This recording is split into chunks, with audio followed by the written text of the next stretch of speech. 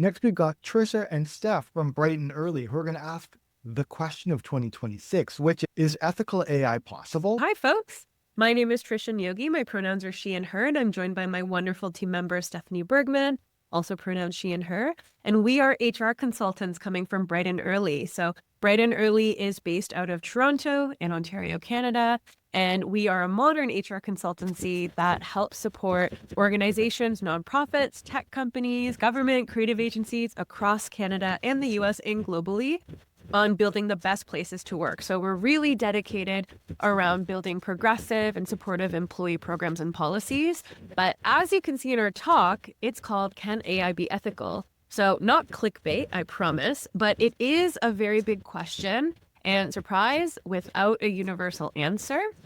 So ethics really change over time and is based on location. But what is universally true is that AI is here, as we all know, and is widely used regardless to the answer of this question. And how nonprofits can adapt to the technology, or really any industry, is based on how it's going to utilize it in the landscape while staying true to its mission and values. So we can each have our own personal stances towards this, but through its mass adoption, AI is utilized all across government levels. It's making decisions for us, which means that your teams need to plan, have a policy and protections, data security specifically on AI use. So whether you're an individual contributor, whether you're a manager, a director, an owner of an organization, or at the board level, it's important that we create compliance and regulation.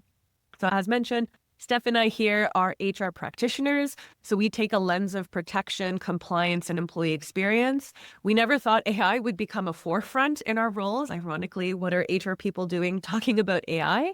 But we deal with it on a daily basis, from bad legal advice or HR advice from ChatGPT, or helping managers with drafting performance reviews, which is really helpful, to execs using it to replace headcount.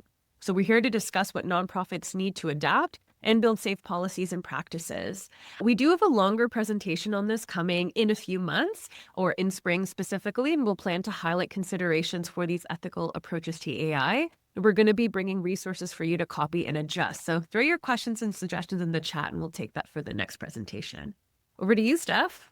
So what do we mean when we talk about AI? When we're talking with most clients, we find that they're focused in on the generative AI or LLMs, large language models. So things like ChatGPT, Claude, Copilot, maybe Gemini, Midjourney, Sora. And those, because of that familiarity and the ease of access, might be the ones that more people are using, whether it's sanctioned by your organization or not. But these are the things that generate text, images, audio, video, code, etc. Some of the risks and considerations with these might be that these models are trained on scraped data, largely without any meaningful consent or any consent whatsoever. They often absorb reproduced cultural biases and might misrepresent those as well. They will hallucinate confidently. They will so confidently give you the wrong answer and even make up a source to back it up. And they have the ability to scale harm quite instantly through some of those hallucinations as well. They also use information without crediting sources, and there's can be a very high environmental cost, which differs a little bit by model. So what does it mean? Whether you have a policy in place, no policy whatsoever, stance, no stance, your team is likely using AI in some way, shape, or form in their jobs. And what think about is, what are they using it for? So without a secure account, there's also that ethical consideration and risk around confidential data going into those training models and going into those systems. Further, maybe breaching governance terms, data security terms that you might have from your funders as well. So you should consider developing an AI protection statement and a policy that states exactly what you're doing with the data, how you are and are not leveraging AI, and guardrails for the team.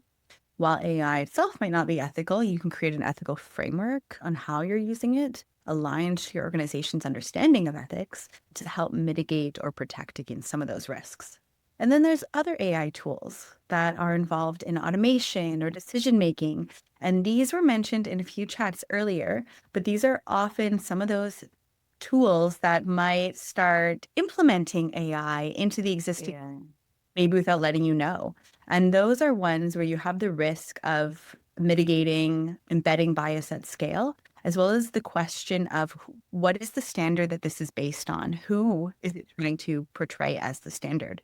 So you really do want to consider baking in those checkpoints and the accountability considerations around what you're automating, how are you automating things, and where are you offloading decisions that you should hold. Thanks so much, folks, for your time and attention. Ethical use of AI is a moving target, but with intent, which we can leverage, it will make meaningful strides in the future impact of technology in society. So stay tuned for our larger workshop. I've dropped our link in the chat, brightandearly.ca.